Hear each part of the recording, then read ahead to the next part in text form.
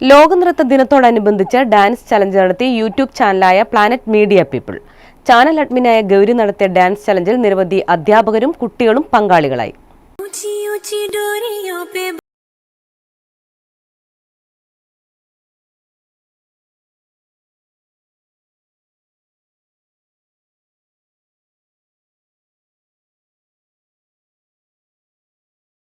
പാട്ടിലൂടെ മുഖാഭിനയത്തിലൂടെ നൃത്തം യഥാർത്ഥത്തിൽ ശരീരഭാഷയാകുകയാണ്.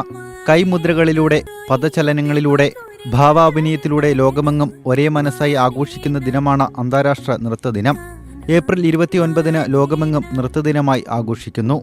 ആദിവാസി സമൂഹത്തിന്റെ പ്രാകൃത തപ്പും തുടിയും ചുവടുകളും മുതൽ പരിഷ്കൃത സമൂഹത്തിന്റെ നൃത്ത വൈവിധ്യങ്ങൾ വരെ നൃത്തഗണത്തിലുണ്ട്. അതുകൊണ്ടാണ് നൃത്തം സാർവദേശികമായി